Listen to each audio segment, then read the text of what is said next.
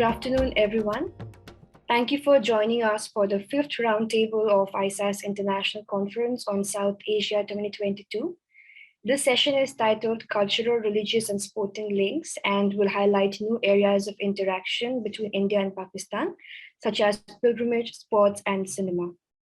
Before we proceed with the event, I would appreciate it if you could mute your microphones and switch off your videos throughout the session.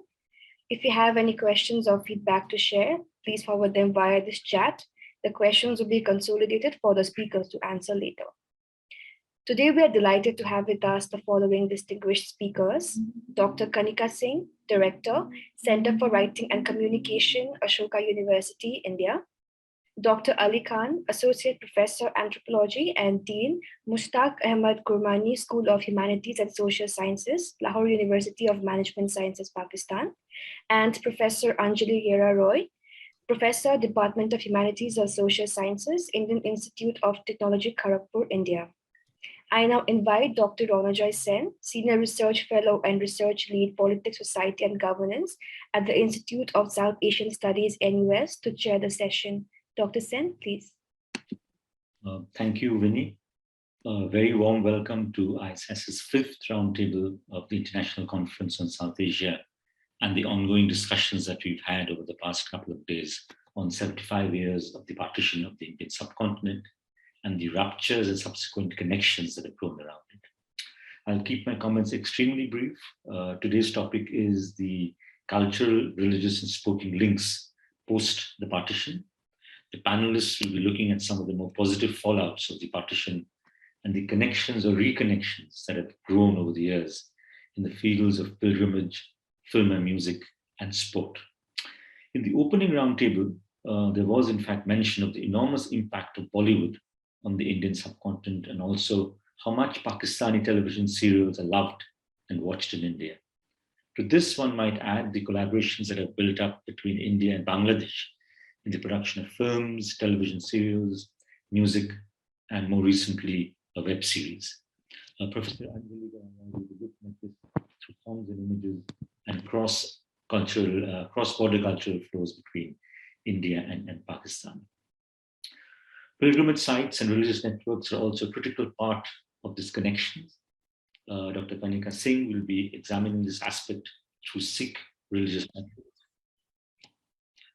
Sport is very dear to my heart, and I've dwelt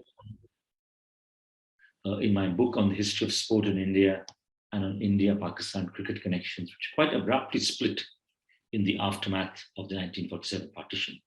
However, it is noteworthy that relations picked up very quickly, with India and Pakistan playing its first series in 1952. It is noteworthy too that the captains of Pakistan and India, Kartarpur and Amarnath respectively, had learned and played the cricket in the same city. While the focus is often on cricket and cricket diplomacy, ties in other sports, notably hockey, were also present from the early days. Indeed, well before Indian and Pakistani hockey teams were touring each other's country and playing each other on the hockey field, the two arms of the Punjab police were in fact playing each other in the 1950s to packed crowds. In football too, there was an exchange with Pakistani stars playing regularly for major Indian clubs. Dr. Ali Khan will be looking at the cricketing relations between India and Pakistan. To talk about all these developments and more, we have an exceptional panel to whom we turn now. The first panelist is Dr. Kanika Singh, who will be speaking on Sikh religious networks in 20th century South Asia. I hand over the floor to Dr. Singh, please. Thank you very much. I'd like to address this theme by sharing a few examples or episodes with you. In my view, these are interesting to consider as they raise many questions and they provide some very important insights into our theme of especially how religion and religious networks were impacted by partition and what is their contemporary relevance, and particularly in the Sikh context. And then we could discuss about it later in the session. So my first example is about the Sikh prayer, the Ardas. which specifically refers to the loss of sacred sites, which happened due to partition. So the prayer, some of you would be familiar with it, but I'll quickly say the few lines which refer specifically to this aspect. And it goes, Shri Nankana Sahib te hor Gurudwaras kurtama te jina to panth nu chhodya gaya hai, khulle darshan didar te seva sambhal datan Khalsa ji nu paksho. So basically the prayer seeks blessings on the Sikh community to be able to have unhindered access, unhindered darshan, khulle darshan didar, to all the sites belonging to the Gurus, and in particular mentions Nankana Sahib, which is now in Pakistan, which was the birthplace of Guru Nanak. It also seeks the opportunity for the Sikh community to serve these sites which were associated with the Guru. So this is part of the daily prayers of the Sikh community, the Ardas. A hugely popular religious song, Satho Baba Kholya Tera Nankana, by Amar Singh Chamkila. This is something many Punjabis would be familiar with. It's a Punjabi song, and it talks about the loss of Nankana Sahib, which happened because of the division during partition during 1947. A more recent episode was where a few years ago, the Akal Takht, it declared that 14th of August should be observed as the Ardas Divas. And it asked all Sikhs to offer prayers for granting the community easy access to Gurudwaras that the community had lost because of partition and the ones which had become part of Pakistan. So loss of sacred shrines because of partition is clearly something which is deeply felt by the Sikh community.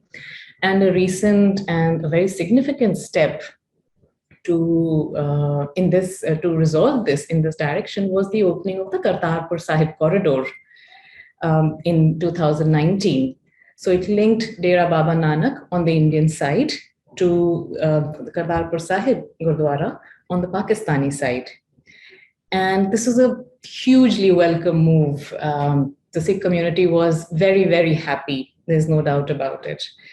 The corridor was shut for some time because of COVID, and it has only recently reopened. There was a very interesting news report which appeared in the Tribune just yesterday, 3rd of August. And it said that there is the Kartarpur corridor post-COVID does not have enough traffic. And the report argued that the project had failed to take off. And why, it explained. It said that because of bureaucratic hurdles like mandatory passport and a fee, which was a requirement, but also because of the fear that of security agencies, of coming under the radar of security agencies, that people feared that setting foot on Pakistani soil meant that their visa or their passport would be under suspicion when they are looking to migrate to Western countries. So this was a major concern why the numbers were low, according to this news report. Another episode which is related to the issue of easy access to Pakistani Gurudwaras goes back to the year 2005, when the Jathedar of Patna Sahib and a representative of Takht Hazur Sahib in Nanded, they announced that the phrase of this demand or this plea of easy access, Khulle Darshan Didar in the Ardas, would be deleted from the daily Ardas in Patna. Now, this is quite a remarkable statement to make. And this announcement was made by them after the return from Pakistan, where they had attended the first meeting of International Advisory Committee of the Pakistan SGPC, the Pakistan Shiromani Gurdwara Prabandhak Committee, which manages the historic Gurdwaras in Pakistan. And their reasoning was that the government of Pakistan has allowed Sikh Babas to carry out kar seva, voluntary labor, voluntary service at the Sikh shrines in Pakistan. And now the government of Pakistan had also provided multiple entry visas to some of the Sikh representatives from India. So this was no longer an issue according to their view. This meeting was attended by the representatives of Delhi Sikh Gurudwara Management Committee, a diaspora-based foundation called the Nankana Sahib Foundation, among others. Interestingly, the Akal Takht Jathedar, Akal Takht, which is in Amritsar, the Akal Takht Jathedar stayed away from the meeting and simply rejected this suggestion, saying that this announcement was unacceptable. Yeah. So this was the first example of how partition and its impact on Sikh religious networks and how do they manifest in contemporary times. We will discuss this a little more later in the session. Okay. The second example I'd like to share is an anecdote which appears in a recent book by Harun Khalid. It's called Walking with Nanak. I have the book here, and it's a pretty popular book. He's a Pakistani writer who retraces Nanak's presence in different sites in Pakistan. And his companion on these travels is Iqbal Kaisar, who is famous for his book, Historical Sikh Shrines in Pakistan. So there's an episode in the book where they visit the sites of Sachkhand and Sacha Sauda. These are places of Guru Nanak's youth. And these names would be familiar to anyone who's familiar with Guru Nanak. And these stories around Sachkhand and Sacha Sauda also feature in the Janam Sakhis, so popular stories. So Harun Khalid and Iqbal Kaisar, Harun Khalid writes in the book that they visit the Gurudwara, they see the Gurudwara Sachkhand, which is a white structure, and they notice that the word Allah is written on it using a piece of charcoal. Yeah. They also see a grave of a Muslim saint, which according to Kaisar was a recent development and was not part of the Gurudwara some years ago. And this duo gets talking to a few Muslims who were sitting there, who had occupied the Gurudwara and were clearly locals.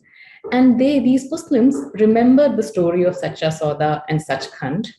And in their discussions, they repeatedly said that Nanak was a very holy man and a true devotee of God. And they repeatedly showed their respect for the founder of Sikhism. Now, Kaisar and Khalid, they also enter the Gurudwara and they see inside pictures of a Muslim fakir. There's Islamic calligraphy on the walls, and there's a photo of the Kaaba. So looking at this scene, Kaisar says that something needs to be done about this. He's not happy with the changes that have happened to this historic site. And to which Harun Khalid asks that why do you feel so? And he says, Khalid says that it was quite remarkable and worth appreciating that the Muslims of this area still remember the stories of Nanak, and that if you compare it with Muslims of Nankana Sahib, they don't. So this is worthwhile, really, surely. So Kaisar's response is worth reading out and has implications for what we consider when we are talking about partition and religious networks. Kaisar says that that's true that the Muslims here remember Nanak's stories and those of Nankana Sahib don't. And I'm quoting, that's because the Muslims of this area are those who were the inhabitants of this place before partition. Therefore, they had a relationship with the Sikhs and also associated with the legend of Guru Nanak. The majority of Muslims in Nankana Sahib are those who migrated from the other side of the border following partition. They lost their homes and family members at the hands of Hindus and Sikhs. Their attitudes are therefore shaped by those experiences. And the last line he utters is quite interesting. Kaisar says the Muslims in this village were those responsible for all those atrocities on Hindus and Sikhs. Do I have time, Amit? Or it's nearly over? You still have 4 more minutes. Okay, so then I'd like to share a third example, which is, I think, quite a contrast with what Harun Khalid and Iqbal Kaisar experienced at Sacha Sauda. The third example is that of Malerkotla, which is a Muslim majority town in the Indian Punjab. And Malerkotla is famous for the shrine of a Sufi, Haider Sheikh, who came here in the 15th century. And it is also remarkable for the fact that Hindus, Sikhs, Muslims, they all visit the Dargah. It's not an exclusively Muslim shrine. And the town in contemporary India is seen as an exemplar of secular and peaceful coexistence of different religious communities. It is also noteworthy that the town did not see any partition violence when the whole of Punjab was burning. Malerkotla did not see any partition violence. And scholar Anna Bigelow, she has worked extensively on this town and its shrine. And she points out that in popular memory of the locals and Punjabis in general, the town has the blessings of Sheikh Haider, but also has the blessings of Guru Gobind Singh, the 10th Sikh Guru, who blessed it when the Nawab of Malerkotla protested against the murder of the Guru's youngest sons. And the Nawab protested against this despite being on the enemy side and despite being a Muslim. So Bigelow says that this town and the pilgrimage to the shrine is an act of shared piety, where Hindus, Muslims, Sikhs, they are participating in a common belief system. They are enacting the same kinds of rituals. And through this act, they, to some extent, reverse the impact of partition, the divisions created by partition. In fact, she says that it's this practice of shared piety at this site solidifies the perception of Malerkotla as the one place where partition never happened and where future discord will be effectively managed. In fact, Malerkotla is often, when it's spoken of in newspapers or even in general terms, it is also seen as the only place where one can get the flavor of Punjab as it existed before 1947. So I'd like to conclude here by saying that these three examples can be used to understand the impact of partition and religious networks very effectively. Thank you. Thank you, Dr. Singh, for highlighting aspects of the religious connections, Sikh religious connections in the subcontinent, and how they've changed over time and how they've also been impacted by the partition. Next, we turn to Dr. Ali Khan, who will be speaking about the Pakistan and India cricketing relations. And I believe you have a PowerPoint. Yeah, so we can see the PowerPoint. Please go ahead.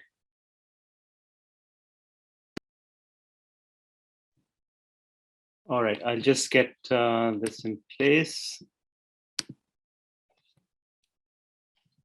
Sorry, 1 second. I just Okay.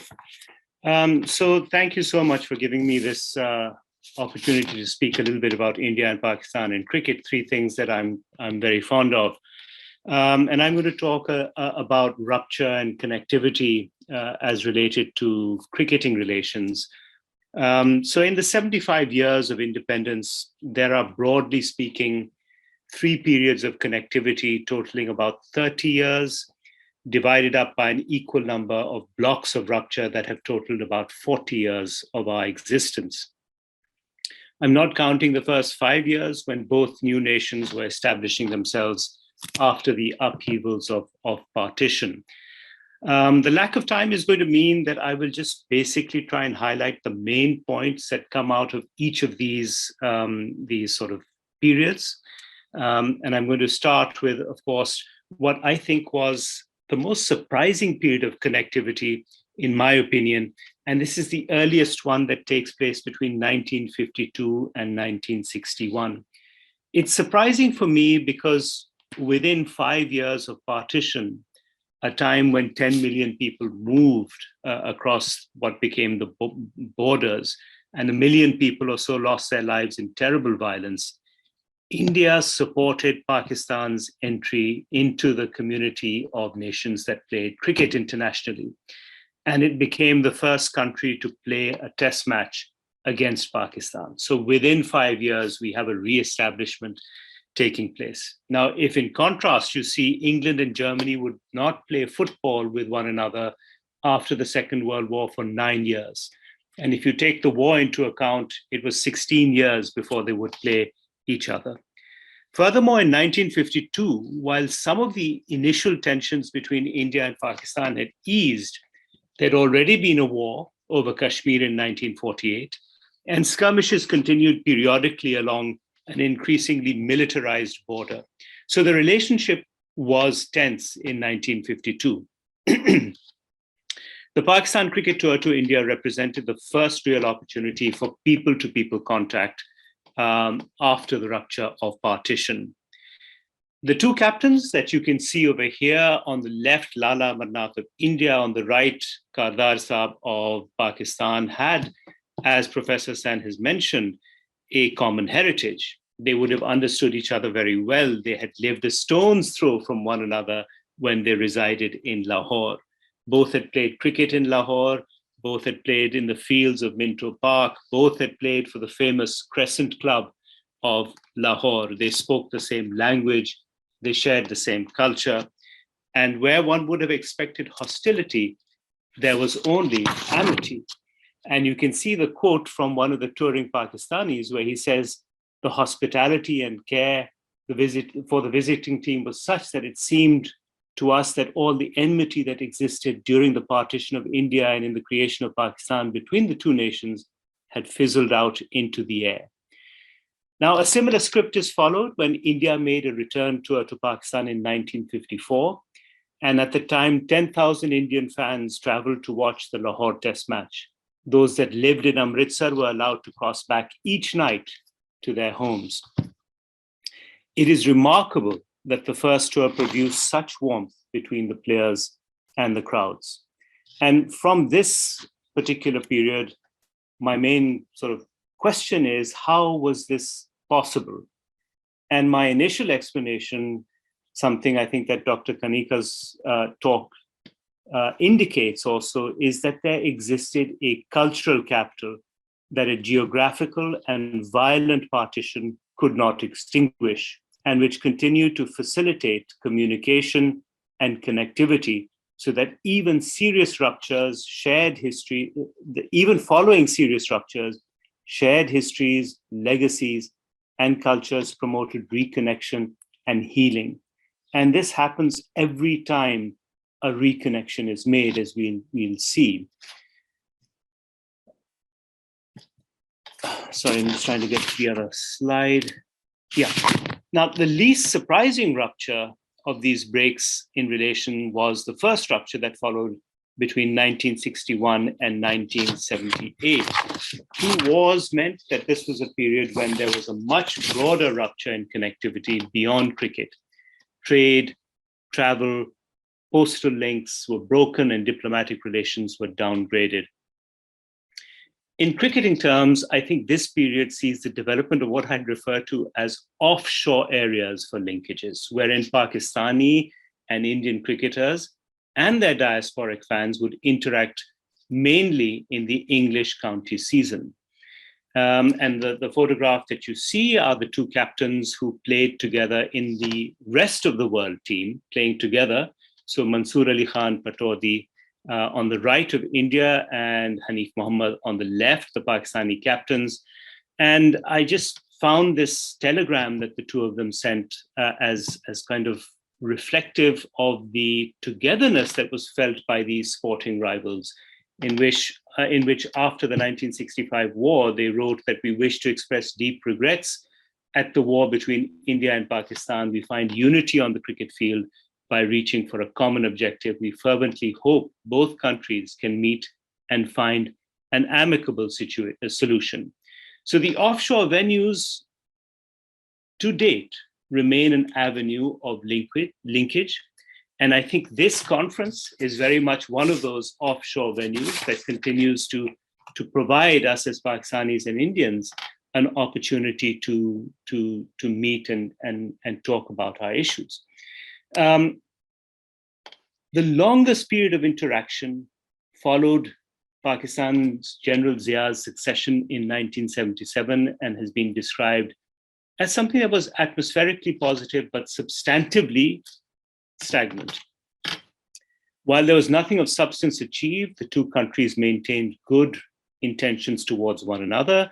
The Pakistani side permitted people-to-people contact, but avoided any direct discussions on the main contentious issues, leading to what has been labeled a kind of peace theatre. I think the cricket tours, and they took place quite regularly at this time, were part of this peace theatre, boosted further by the enthusiasm of the boards, the players, the fans on both sides of the border. And while there is no substantive political breakthroughs, connectivity in this decade was higher than any point previously. You have regular flights between the cities of Karachi and Mumbai, Lahore and Delhi, and sporting encounters were frequent, particularly in cricket and in hockey. And maybe the most significant point of takeaway from this period was really the rise of cricket diplomacy, as well as the burgeoning relationship between the cricket boards, which showed a glimpse of what India and Pakistan, if they worked together, could achieve if they were given the right circumstances. All right. So the second rupture takes place between 1990 and 2003. So we've got a long 13-year gap that takes place here. It begins with the escalation of militancy in Kashmir in the early 1990s and culminates during the Kargil War in 1999. And at this point, a semi-consensus emerges in India that India should not play with Pakistan on either Indian or Pakistani soil while people were dying due to Pakistan's subversive activities. This leads to this long break between 1990 and 2003, save for a very short Pakistan tour of India in 1998, which was remarkable in itself for the against-the-grain warmth of the Indian reception throughout the tour for Pakistani players, underlined by this picture that you see where the Pakistani team, having defeated India in the first test match in Chennai, was given a rousing standing ovation by the crowd. Again, I think this highlights the emotional power of sport, which appeared to rekindle the bonds that exist between Indians and Pakistanis. Unfortunately, the Kargil War put an end to the rapprochement for another 4 years. And then, following a decade of hostility and declining people-to-people contact, a political rapprochement between Vajpayee and Musharraf brought about the most enduring gains in connectivity that India and Pakistan have experienced. Between 2003 and 2008, relations improved with a glimpse of what real and enduring peace may look like. Amongst the most successful of these confidence-building measures and amongst the earliest was the announcement and the subsequent success of India's tour to Pakistan in 2003-04. And this spurred a raft of people-to-people contacts during the matches themselves and beyond. I think that by 2003, this had become urgent. A long break in people-to-people contacts, growing stereotypes led to Pakistan and India viewing themselves as enemies that were ill-disposed towards one another rather than arch rivals on the sporting field. Yet, as in 1952, the warmth of the interaction from 2003 after the break was won, and once a conducive political environment was created, was nothing short of astonishing. And you can see from the two quotations that I put in here, really what the outpouring of feeling was at this time. And what were the results? I've just put up a few of the things that happened. Visas opened up, transport links opened up, culture opened up, political and economic links opened up. And even in 2008, when the Mumbai attacks happened, it didn't derail the process of rapprochement completely. There were joint investigations that were held. There was still a commitment made to taking this forward. And I'm going to just wrap up now by saying, where are we now? Well, unfortunately, we are at a point where, again, back to 1965, when the war occurred, our links have been severed. Our transport links are severed, our trade links are severed, our sporting links are severed. There's been no bilateral. Yeah, Ali, I think you're muted now. We didn't get the last couple of minutes. Yeah, sorry. So I think it was just the last slide that we probably missed, and I was just saying. If you could just quickly run over that. Yeah, I think. I didn't want to end on breaking. Yeah. Yeah, I didn't want to end on a negative, so I thought that, hope always springs eternal, and this picture of these two great players from Pakistan and India, I think we owe it to all fans of cricket, to all Indians and Pakistanis, to resolve these issues and many, many others that we commonly face, working really as neighbors rather than as enemies. I think the region deserves so much more, and cricket has often shown us how, what is the way forward. So I'll end there, and I'm sure there'll be many questions later on. Thank you. Thank you, Dr. Khan, for providing an overview of India-Pakistan cricket relations and the cycles that it has gone through, beginning in 1942, which you rightly mentioned was quite a surprising series, considering that it happened in the immediate aftermath of the partition. And thanks to for ending on a hopeful note with that image. So we'll now turn to Professor Anjali Gelaro, who will be speaking on cross-border cultural flows between India and Pakistan. Please, Professor Roy. Thank you, Dr. Sain. Want to get my screen? Yes. Trying to share my screen. First of all, I'd like to thank Dr. Amit Ranjan, Dr. Ranjit Singh, and Dr. Iqbal Singh Xavier for inviting me to be part of this roundtable, and also those who are not here but who I owe my work to. Professor Tantayong, Professor Kudesia is here, he's present. Because the work which I'm going to talk about today and the journey I embarked on really began in Singapore when I was in RE.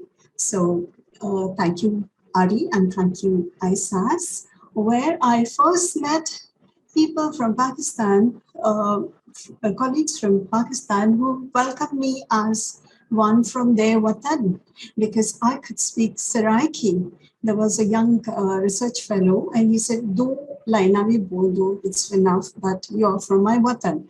So I'm really grateful and very happy to be part of this panel. Now, in the last 3 days, the last 4 roundtables, we've been looking at different forms of ruptures and continuities, and different forms of flows of people, of goods. We were talking about economic flows and talking about the flows of people which occurred, and there was continuity of those flows despite there being official ruptures, despite there being regulation of those flows. But when it comes to culture, I find that there is no rupture at all. And that's what I'd like to talk about today.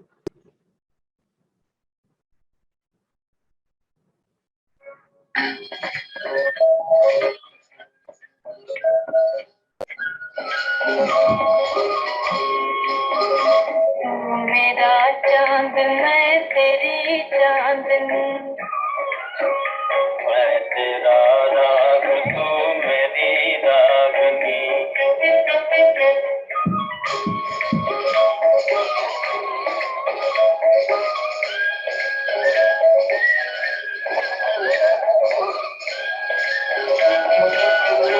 At the stroke of the midnight hour, when the world sleeps, India will awake to light and freedom with those words on the eve of August 15th, 19... Now, those the younger participants would recognize what I'm talking about. I'm sure they've all taken in the new Miss Marvel show, where are there references to Bollywood cinema, particularly to DDLJ, Bazigar, Shah Rukh Khan, and there's a wedding song which is from Dil Bole Parepa. Those who are not familiar with the new Miss Marvel show, it's directed by a renowned Pakistani filmmaker. The actors are mixed. They're not just Indian, they are Pakistani. The central character of Miss Marvel is a Pakistani of Pakistani origin. And so that brings these flows to the fourth generation. My slides don't seem to be moving. Just a sec. Yeah. Okay. So I'm going to talk about the soft power of cinema, television, and music. What makes culture succeed where everything fails? What makes it open doors when everything else fails? What impact has Hindi cinema had on the film industry, consciousness, and lives of people in different parts of South Asia? My earlier work, the two books I completed while I was at Singapore, Bollywood's The Travels of Bollywood Cinema and Magic of Bollywood. They talk about Hindi cinema, but since then, I've also been able to access telesoaps from Pakistan, which wasn't possible before before the launch of the channel called Zindagi. Now, other than cinema and telesoaps, we also have sonic flows of music, which are kind of intersecting, which seem to have awakened the affective memories of pre-partition places, like the song that riff I played from Miss Marvel. It has a resonance not only for the fourth-generation partition survivors, but this 1949 song from a film. It also resonates with the first and second generation who might have heard it in 549. So what role can cinema and music play in promoting relations between India and Pakistan? Now, my problem here is that I have done work on the soft power of Bollywood, which I will come to towards the end of my presentation, and also about how the content analysis of films, where I talk about how films reflect these ruptures and continuities at the state level and in the international relations, the relations between India and Pakistan. But today I want to focus on how there seems to be no doubt about the popularity of each other's films and music and television serials on either side of the border. I include Bangladesh as well. I don't have examples, but I'm aware of those flows as well. But the problem is that how do we reconcile these two aspects while enjoying the cultural products? Because there's never been any cultural rupture. There's been cultural continuity and cultural flows across the borders. How does one disidentify while enjoying the cinematic text or the sonic text? How does one disidentify with that text? Because the only difference seems to be religious and national, political and sacral, which, as Dr. Singh pointed out, even that doesn't cut ice. I'll go into that later, but let me come to my examples. So now there has been this trans-border creative economy which has never been ruptured, in my opinion. Thank you, Dr. Khan, for those excellent, phases which you talk about, because I've done a rough, but I don't work with numbers and years, and I don't have the exact years, but they're all imprinted on my memory, being all of them, having lived through those eras when you talked about 77 and the cricket match. Imran Khan, and I was in Delhi and in LSR, he was supposed to come, and everybody had, was so excited about his visit. So there was, I do have those data, but all in my mind, not so much in numbers. So there have been these, there's been a transport of creative economy, even during the cross-border skirmishes, the three wars, 65, 71, Kargil that you talked about, Pulwama, and all other, whenever there are hostilities and wherever there is a suspension of relations at the formal level, there have been these cultural flows. Now, how do these flows take place? Because if it's not that there haven't been ruptures, as Dr. Khan rightly pointed out, there has been a banning of Indian films in Pakistan in 65 periodically. There have been these phases, and also in Bangladesh. So how do these flow? And that's something I talk about, where I compare the formal distribution of films, which is done through formal channels, when films are exported and exhibited, and the mundialization, or the Indian word leakage. Like in India, everything leaks. Exam papers leak, reports leak, gossip leaks. So somehow the films also, music, films, everything seems to leak. And that's how these flows have always found their way across the border.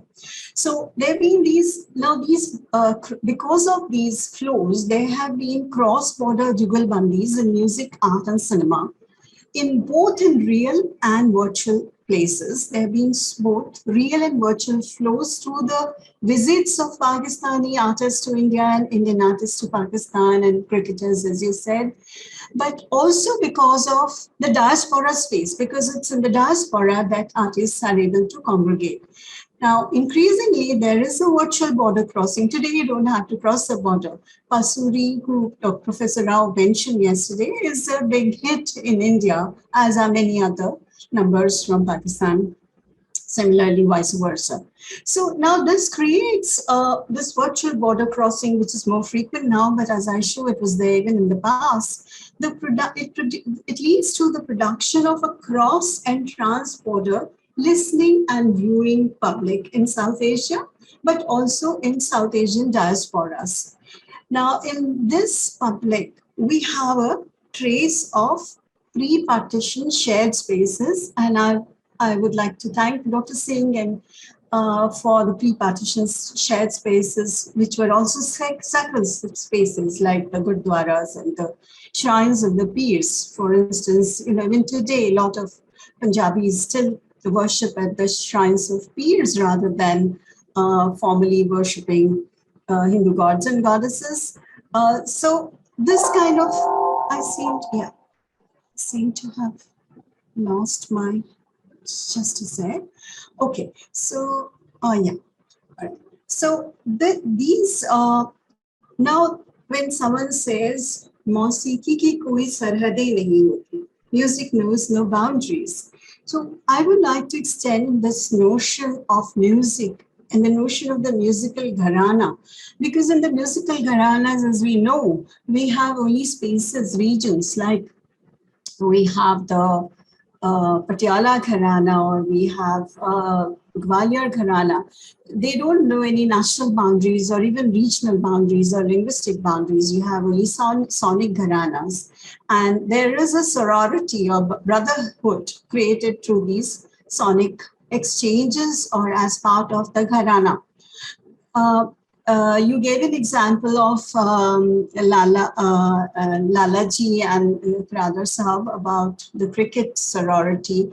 Now in Bollywood, we know that very often cinema, the space of cinema and music have really been syncretic spaces which haven't really, even in concrete spaces, the boundaries have been transgressed, because the space is really border crossing when it's exchange of music, culture, cinema, partially because of the cross-border movement of talent from India to Pakistan and from Pakistan to India, and the frequent movements, like we have Adnan Sami and we have Mahira Khan and Fawad Khan and Shah Rukh Khan, and I'm not going to talk about the Khans on this other side, but there's been the other side, the Khans from that side who are big hits with Indian audience.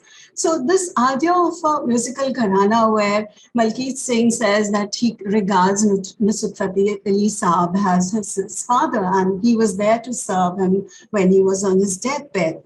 And yesterday I read this news about how Bhupinder Singh, who's a Sikh singer who recently passed away, would fall at Mohammad Rafi Saab's feet and seek his blessings. So there's this whole idea of, a sorority or brotherhood which transcends borders.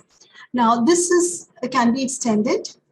This transcends regional, religious, national identities to creative communities, including verbal, visual, sonic, and kinetic. And these sonic and cinematic brotherhoodies or brotherhoods are what I'm going to explore. The communities which listen to these musical flows. So thanks, my chart is not so neat, but I'm doing a very rough chart of how these cultural flows took place over since after partition. So between 46 and 56, those of us who are old enough to remember, we grew up listening to Vinaka's Geetmala. And Vinaka Geetmala was, transmitted. It was, people heard the same Amin Sayani and Hamid Sayani shows, the programs on both in Ceylon and Pakistan as well. So there's this shared musical, listening community from due to Radio Ceylon and All India Radio before that. I understand, I haven't lived in Punjab, but I understand even in the 70s, people could tune in to Lahore radio because the shows, the plays were better on Radio Lahore than in Amritsar, and people from Lahore could tune into Amritsar. So 70s, it became very easy because of the cassette culture. And that's where this leakage takes place, because 65 war, we have the banning of films, singing films and music. But there is a video boom and there's a cassette boom. So because of that, music travels, it's smuggled along with the goods which were not mentioned yesterday, the CDs and, then there were no CDs, there were audio cassettes and T-CDs, cassettes. They were available, they were smuggled across the border. So because of that, we have a trans-border community of listeners of music. And later in the 80s, pirated music, VCRs also became available across South Asia and Singapore. If you go to Little India, you can find all the pirated CDs and half the cost. And even in Germany or Australia, you can get them at much lower cost than the official DVDs of those films. Now, with 1990s, with the privatization of the skies and the deregulation of, liberalization, with the coming of when Star TV came to India, we have Star TV, a network which is available across South Asia, and we can see in Singapore, we can see it anywhere in the world. But 2010 onwards, now this is more exciting than anyone else, what Mark Poster talks about in Cyber Democracy, where he talked about internet. And when I used his text in my earlier books, I couldn't see it happening in South Asia because we didn't have connectivity, we didn't have internet users. But today, everybody, YouTube, everyone is watching films. During the entire lockdown period, I've been watching only Pakistani soaps because I don't like those murder stories on Netflix. There are too many murders happening. I like old-fashioned romance, and I watch on YouTube. So because of recalcitrant radio in 60s, road television, VCRs in 80s, and pirated DVDs in 2000, we have these flows uninterrupted. I'll quickly run through my slides and conclude because I know I don't have much time. So I'll just give you a feel of the feast the fare that was available. So this is on June 1947. If you can't read it, but there's Surinder Kaur. So Surinder Kaur becomes a Nightingale of Punjab. And 14th August, so it's eerie. 14th August, people are listening to her music and they're listening to her bhajan on All India Radio Lahore. There is, as you can see, a very eclectic community, and overnight, Surinder Kaur is homeless. She's one of the refugees, and then she becomes the director of the song department in India. And her songs continue to be enjoyed. Lathe Di Chadar, anyone can sing Lathe Di Chadar, I'm sure, across the border. And Kashmir, you know, Ek Meri Aakh Kashmir. So this is happening. And this, when you look at the GT Road, the song about GT Road, and you look at this, milestone where you have distances, you see how close Amritsar is from Lahore. And so when you think of the cultures of the Indus Valley, I'm excluding Bengal for the moment, there is this cultural continuity. So where is Ki Amritsar, Ki Lahore? There is this film called, what was it called? Pagli. It was screened in Lahore, and this is the first day. And here is Bhatia performing a play in Lahore. Now, who's watching Bollywood films? Where? This is the question. As Dr. Tusu, Professor Tusu says that there is, when we're talking about soft power, the share of Indian market is very low, 0.2%. But how is it? I suspect that the share might be 2%, 0.2% officially, but due to the unconventional dissemination media and exhibition spaces through which Bollywood's films continue to invade unimaginable spaces, official figures on their distribution and screening cannot serve as reliable guides for the projection of soft power. So here we have Mr. Raju, who introduced himself as Mr. Raju who fled Afghanistan after the Taliban. He is a Hindu from Afghanistan, and he has a DVD shop in Frankfurt, right opposite the Hauptbahnhof, and he is selling DVDs of Hindi films. Now, I'll give you a quick run through these. This is Singapore Jade Theatre, and the kind of people, the communities, the viewing communities, they're Bangladeshi girls watching the same film. It's Kambakh Fish. They come to watch a Kambakh Fish. And these are the Bangladeshi migrant workers. They are also there. And there is this UK Sikh girl from who's visiting family in Singapore. She is there, and her friends, a gaggle of friends who include a Filipino or Latin American. They're all there for the same film. And there's this Tamil mommy with her little kid. They've all come to watch the film, and they're shooting Akshay Kumar's film in Clarke Quay. But there's also dancing. So there are these Desi boys in Singapore, they're doing Bollywood dancing in Rome. And now we move to New York, where the Desi boys in Basement Bhangra, the American Desis. But I love these boys from Navshera. I didn't know that because there is a Navshera in India as well.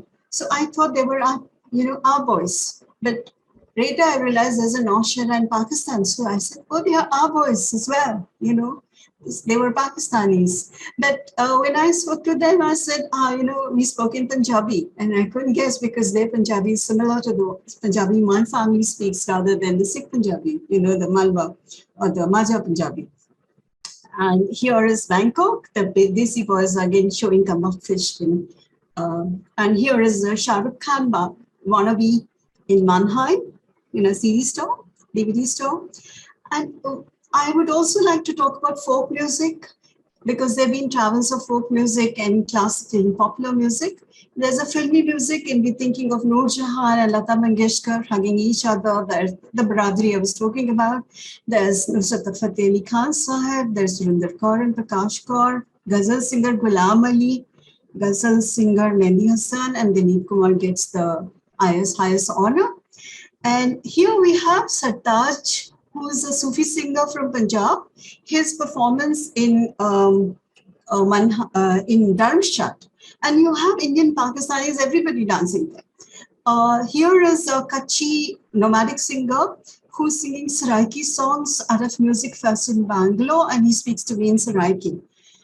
When we come to television programs, as I said earlier, we had only television programs from India to Pakistan, but now we have from Pakistan to India, and my Bengali student is a big fan of Faud Khan. वो तो जान दे देती है. She's crazy about him. So there's been the television soaps both from Bangladesh and Pakistan, which are better than the ones in India, and they have more viewers in India. Now, I will conclude by saying that when we talk about Hindi cinema, it transcends the categories of Indian nationals, conventional category of Indian national cinemas. Because when we look at its history, it dates back to 1913 in undivided India. So those of us who work in film studies, where do you start? You can't start with 47. I mean, whether you are working on Pakistani cinema or you're working on Indian cinema, you just start in 1913, where it's undivided. And we also talking about hegemonizing regional cinemas with parallel national and transnational audience. Now, the paradox is that it's a national cinema which became complicit in the production of nationalist ideologies, but it remained disavowed because of its belated recognition of cultural power. So I stopped by asking, why do Bollywood people find Bollywood films attractive? Why is it attractive from Hausa youth who are again Muslim in Nigeria to Pakistanis? As Brian Larkin has explained, it's parallel modernities, because their modernities kind of resonate with the modernities which are depicted in Hindi films. But then finally, while identifying with the traditional narrative on Hindi film and the family narrative, how do Pakistani viewers, that's my question, how do they identify the Bollywood films which are dubbed Hindu family value films? So my answer, which was given by my friends in Lahore, Nubha Langa, her research, because I can't go to Pakistan and research, is because of this distancing from the religious aspect of the film while identifying with the culture. So culture knows no boundaries, and there's a generational gap. For the first generation, it's a shared cultural space. For the second generation, it's a kind of ambivalent space. There is a need to belong to the nation and to identify with the nationalist ideology and also the cultural sharing. And finally, the third and fourth generation, there's ignorance, which is being covered by inclusion of films and series like Miss Marvel and others. So I conclude with, this is my final slide. I would not like to use the term soft power, which I used in my book, Magic from Bollywood today, because I think that's a very American concept and it's more true of some nation like US. Now, instead of where Nye talks about soft power should be married to hard power, like military might, I would say no. How do we translate into soft power? There's attractiveness. How do we convert it to soft power? We should recover the pre-partition space of Pyar Mohabbat and Miljul Ke Rehna. If we can do that, I would also like to conclude on an optimistic note, like the Japi Dr. Khan shared between Virat and his Pakistani counterpart. That's what we need. Thank you, Professor Guerra, for covering a lot of ground, from Miss Marvel to notions of Gharana, Biradari, talking about All India Radio, and of course, you sort of concluded with images and some comments on VCs in Singapore, Bangkok, etc. So we have roughly half an hour or so for questions. So what I'll do is maybe I'll direct a set of questions to each of the three speakers, first round of sorts, where I'll combine questions that have come in the chat box along with some of mine. So maybe I'll start chronologically with Dr. Singh, and there are a couple of questions that I'd like to pose to you, if you can hear me all right. And one, there's a question on Nankana Sahib and how the three religious communities of Muslims, Sikhs, and Hindus live together in peace and harmony. And maybe could you elaborate on Nankana Sahib probably as a model of sorts for religious amity in South Asia? There was also a question on the opening of the Kartarpur corridor and whether this could be seen as a beginning in the phase of India-Pakistan relations. Maybe could you just quickly dwell on these two questions before I move on to the other two panelists? Thank you. Let me start with the second question first. About Kartarpur Sahib, let me please say first that it has a cricketing link too. It was Navjot Singh Sidhu and Imran Khan's friendship which seems to have started this. And I think that's the only point of credibility Navjot Singh Sidhu has in India, among Punjabis at least. So he's well regarded for this.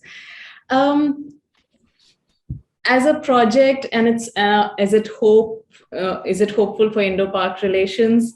It has been called the Peace Corridor, no doubt, and Punjabis have welcomed it. In fact, as a Punjabi friend was remarking to me that Punjabis have a different relationship to Pakistan than the rest of India does. They would like unhindered access across the border. There are Punjabis who live on Indian side of the border and till their fields on the Pakistani side of the border. So not only for religious sites, they would like to cross the border on an everyday basis for all kinds of connections. And for Kartarpur Sahib is seen as a tremendously positive step in this direction. But like the Tribune stories indicated, there are apprehensions, and there are apprehensions among Punjabis of a particular generation, a generation which is looking to migrate out of Punjab and to leave India, that they prioritize their immigration file over a visit to Kartarpur Sahib because this visit might be looked upon with suspicion. Yeah, so that's one aspect. Also, control and access to Pakistani Gurudwaras is also a question of power tussle within the Sikh community in India. The SGPC, which is in Amritsar, Punjab, would like to control historic Gurudwaras in Punjab and, historic Gurudwaras in Pakistan, and indeed the rest of India. But other Sikh sites in India don't necessarily see themselves in agreement with this. So that is why when I mentioned that in 2005, the Jathedar of Patna and the Deputy Jathedar of Nanded in Maharashtra went to Pakistan and said that we have easy access, the SGPC, the Akal Takht wasn't very happy about this. Also, the Indian side is suspicious that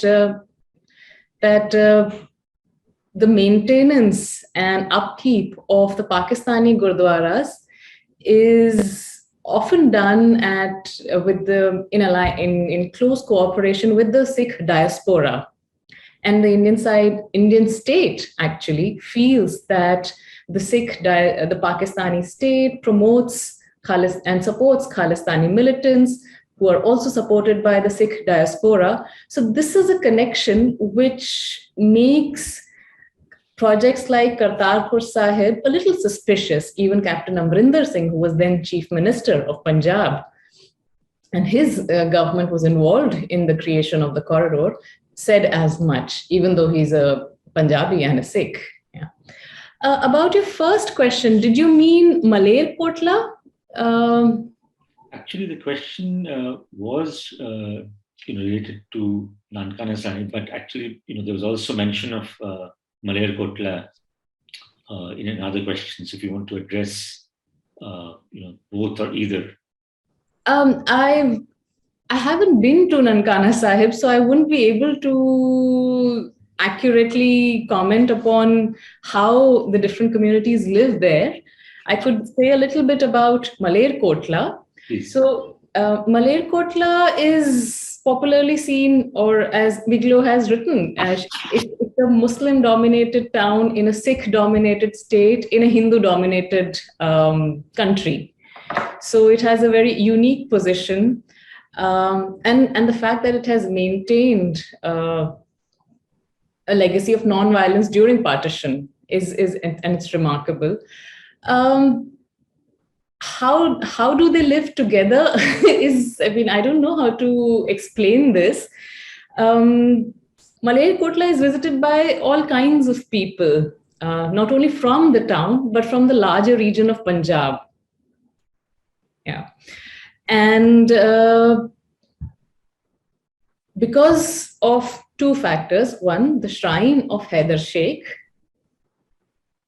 which makes the town a sacred ground, and because of the blessing of what locals believe, blessing of Guru Gobind Singh. So these two episodes, or these two parts of local memory, local Punjabi memory at least, ensure that the town has a shared cultural heritage among more than one community. Right. Okay, thanks for these insights. We'll probably come back to you again if there are more questions on these aspects. A couple of questions for Dr. Khan. One by a member of the audience asking, when there are major terror incidents, security-related incidents, can Indian and Pakistani governments justify the continuation of sporting and cricketing events? And just to add to that, a question of mine, which is more general, and there's this a lot of talk about cricket diplomacy, and I dwelt a little bit on that, and how in between 2003 to 2011, cricket diplomacy was quite fruitful. One of the things that Shashi Tharoor, who's written a book on India-Pakistan cricket, has posed, and I'm sort of posing it to you again in a different form, is one of the questions that is asked is whether cricket diplomacy can it act as an icebreaker? So, for instance, when relations are at a low, can cricket diplomacy or cricket bring about a thaw, or does cricket diplomacy kick in only when the relations are on a somewhat of a upswing, when they are somewhat better? So what does sort of cricket matches, cricket relationship signal in reality? So over to you. Yeah, thank you. This is a very sort of common question. The one I'm going to take the second one first about the cricket diplomacy. It comes up a lot because I think both sides of the border pin hopes on cricket as, this is how we can possibly break any impasse that may be happening. And I think that the experience shows that it is possible for cricket to act as a kind of balm, as a kind of way to improve relations. I think more so than what happened with Vajpayee and Musharraf. If you to look back further to Rajiv Gandhi and General Zia, when there was this, the sudden increase in tensions over military games that were taking place in India. I think Zia flew to Jaipur and had a meeting with Rajiv Gandhi, and that sort of led to an immediate reduction in sort of the tensions that were growing. And it was really this cricket diplomacy that allowed that to happen. Now, having said that, I think that for cricket to be important as a means of improving relations requires some communication to be ongoing. And despite tense relations between India and Pakistan in the 80s, Zia and Rajiv Gandhi still had an understanding, and they still had relatively open communication. If there was a problem, that communication would happen. In the case of Vajpayee and Musharraf, you had to open up the communication, and then cricket helped in really push things forward. At the moment, there is no communication really going on. And I don't think one can expect cricket to bring about that breakthrough. And without the communication, it becomes very difficult. And I think this links to the first question as well about, how can we play if these terrorist incidents are happening? And here I kind of agree with what Imran Khan is saying when he says that, until you produce some kind of atmosphere that enables people to sort of come together and communicate, playing cricket is possibly actually going to be counterproductive. because the last thing you want is for a Pakistan team to go to India or Indian team to come to Pakistan and there to be an incident. Right? You have to work on creating an atmosphere of some enablement. Right? And that isn't difficult. I mean, we saw in 2003, 2004, after a very difficult situation between India and Pakistan, there was work done in India and in Pakistan to enable the tour to go ahead in a good atmosphere. And then you leave it to the cricketers, right? I think that is important. But in a poisoned atmosphere, which unfortunately the politicians on both sides have created so far, in a poisoned atmosphere, I don't think we can expect cricket to bring about that breakthrough. So we have to work to at least remove the poison before we can go ahead. Right. So I don't see any questions from the audience for Professor Gurudwaras. So maybe I'll quickly pose one. Maybe there was so much there, people are still trying to digest the many facets of your presentation. So I just want to quickly ask you on one something that you mentioned in your presentation, which was the ambivalence that marks mutual appreciation, and this sort of ties into something that was mentioned in the opening roundtable of this conference, and where one of the speakers talked about how even though Bollywood is extremely popular in Pakistan, and so are Pakistani soaps in India, does some of these cultural artifacts in fact reinforce stereotypes, even though they are extremely popular on both sides of the border? So this connection between the ambivalence and reinforcing of stereotypes, could you just maybe shed some light on that? Sure. In fact, the audience analysis has been a wonderful book on audience analysis by Shakuntala Banerjee and others, and also Nupla's work, where she conducted it for our book.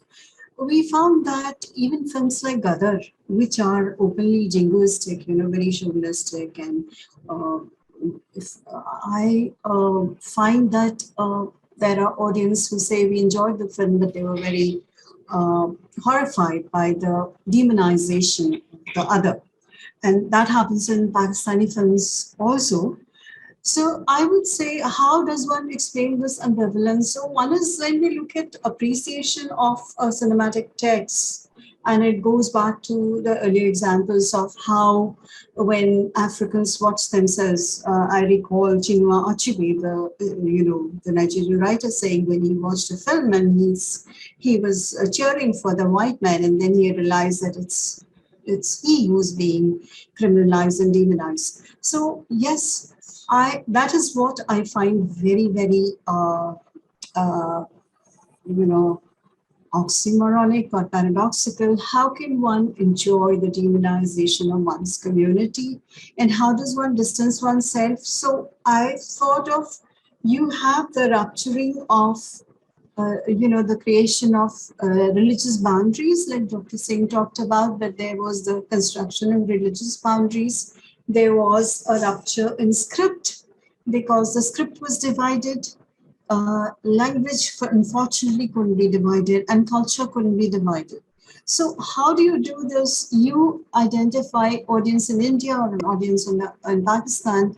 They identify with the religious aspect or with the jingoistic propaganda, which some of these films promote. And I didn't have time to go into that, but it kind of reflects foreign policy. When we are friendly with Pakistan, we have films where there is less of such nationalistic chauvinism. And I did try to touch on that when I said that it's a second generation who hasn't really grown up, which indulges in such kind of jingoistic, jargon, and it's all for the front benchers.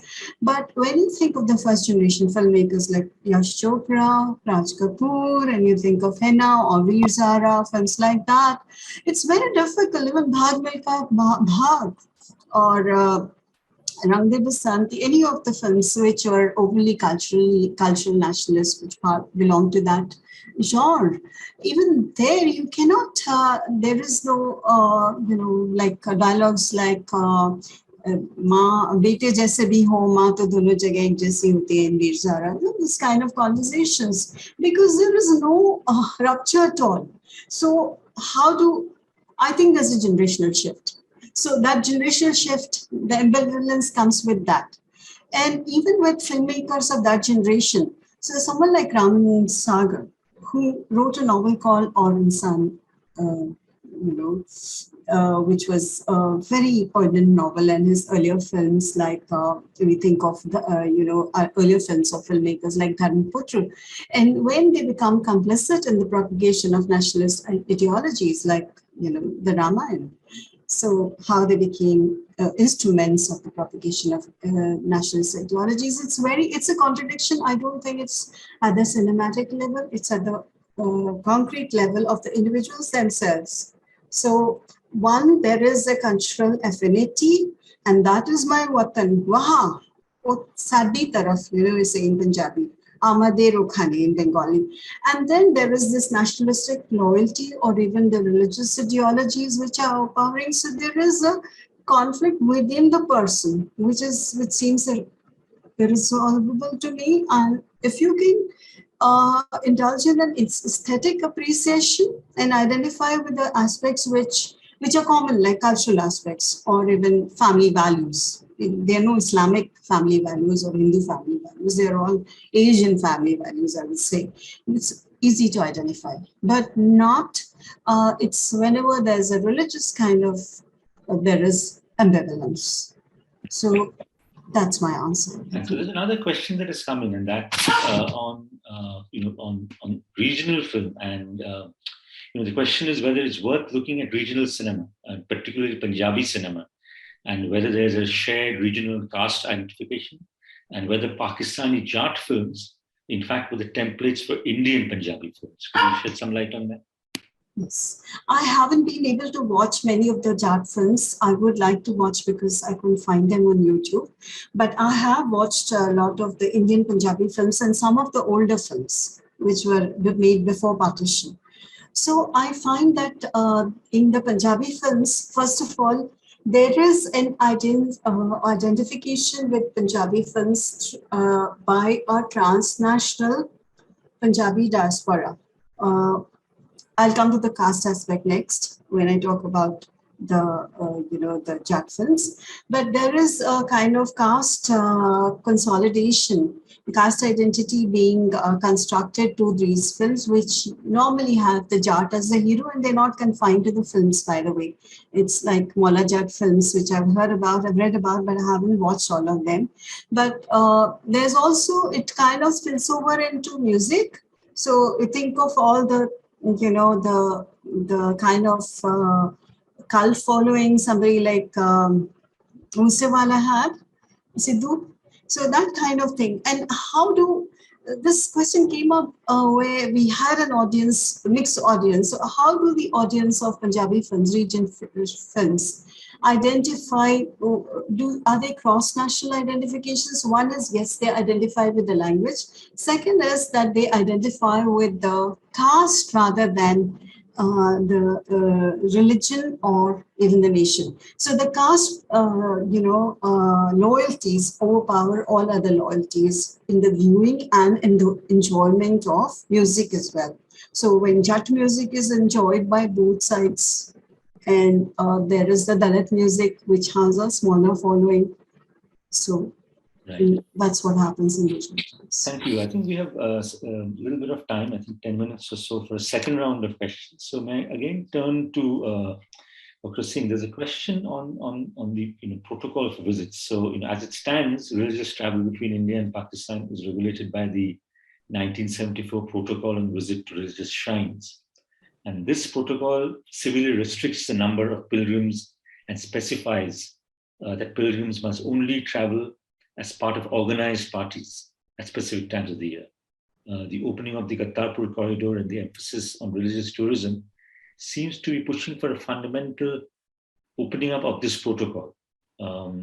Are there any discussions on this? Are you aware of any changes that are being contemplated on both the the 97 protocol?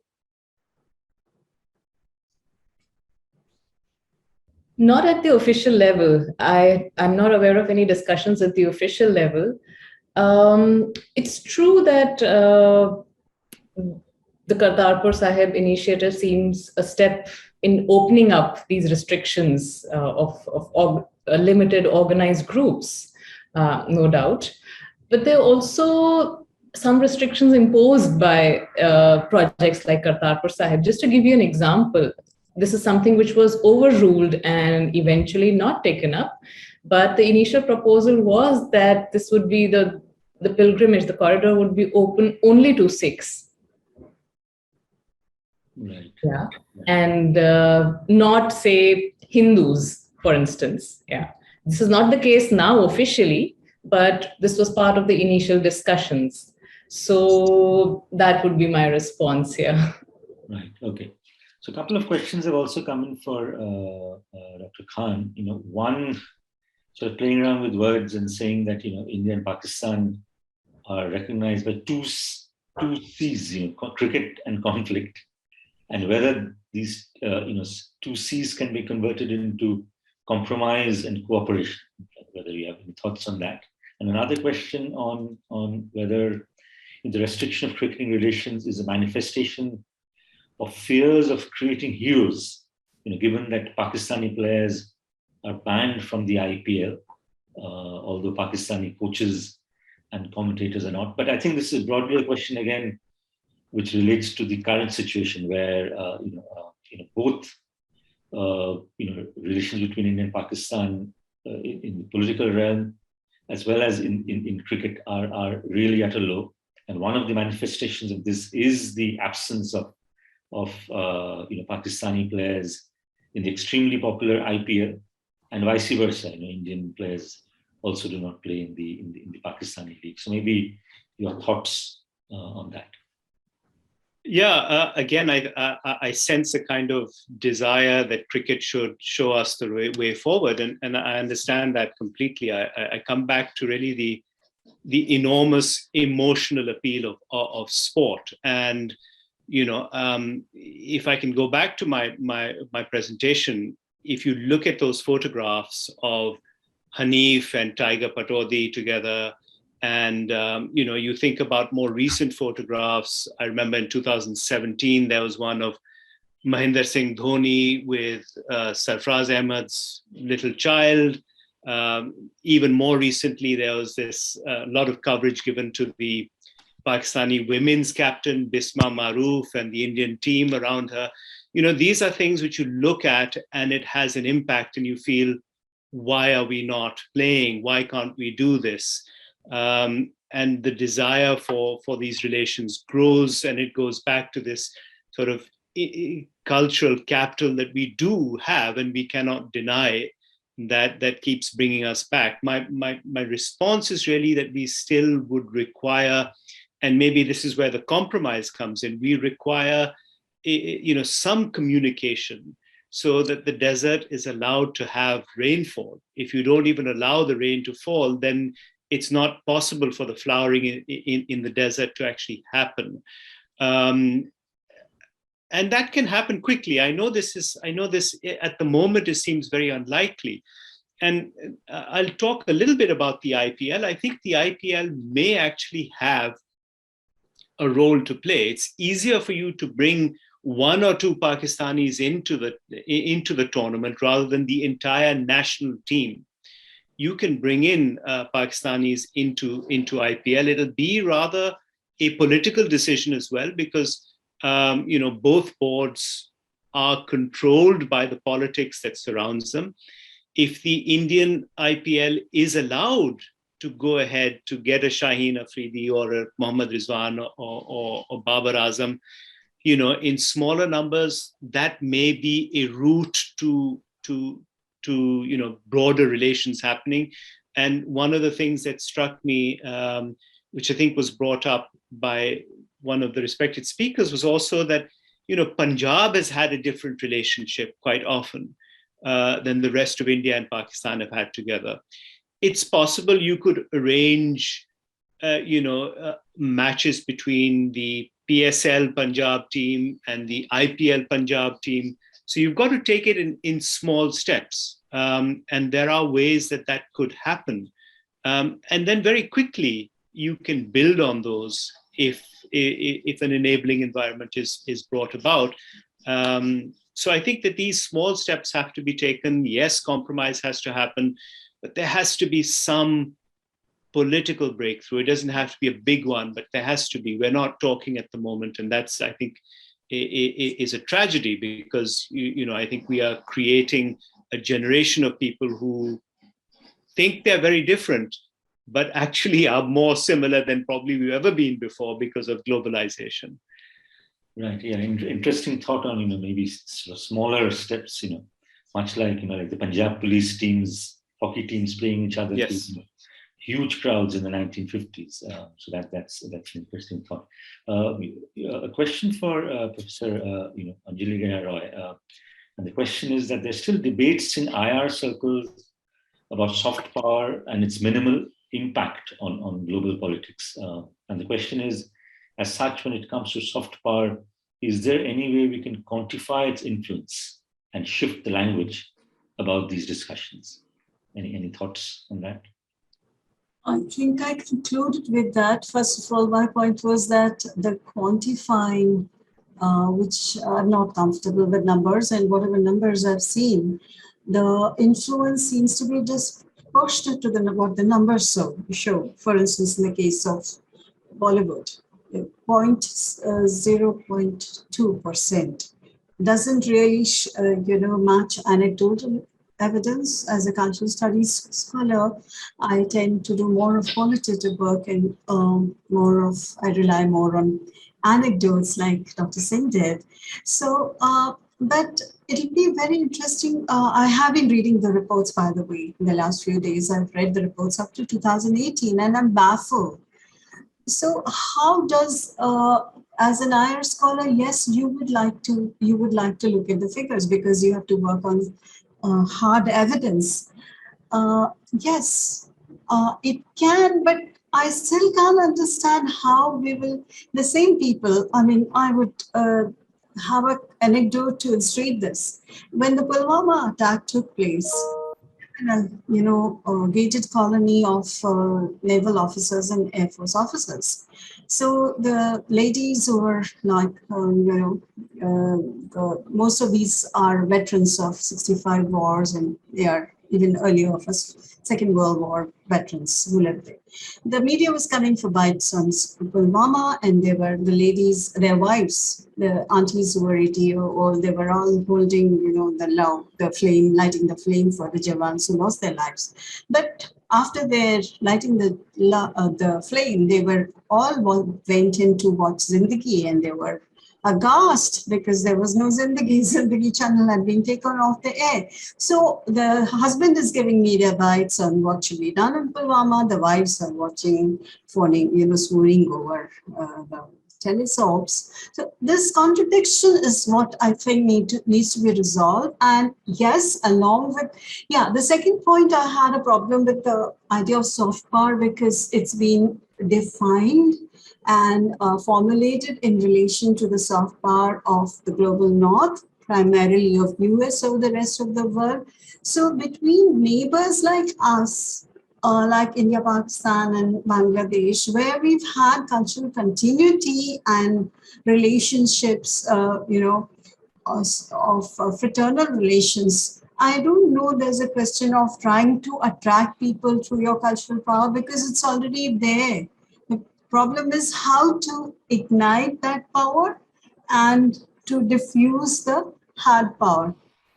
That's what I would ask people to do. And that's happening in the people-to-people contact where people are visiting under Project Nasta, and Dr. Singh probably didn't have time to talk about. You have the visits with Sufi shrines in Punjab, Ajay Bharadwaj's trilogy, which talks about the Sufi shrines, which are visited by people from Pakistan.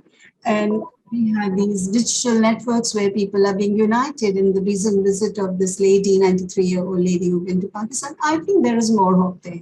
That's my personal view on this. Right. Thank you, Professor Gaya, for the response. I think, unfortunately, we could go on, but we've run out of time because we have another roundtable coming up in 15 minutes. So thank you once again to all the speakers for your excellent presentations and patiently responding to the audience. Thanks to the audience for hanging there. To conclude today's session. Thank you very much. It was very good Thank interacting with everyone. Thank you. Wonderful, wonderful. Yes, we'd like to thank you for bringing us all together from different parts of South Asia, across the borders. Let me end by saying that we all love Fawad Khan, Yes. regardless of everything. Thanks.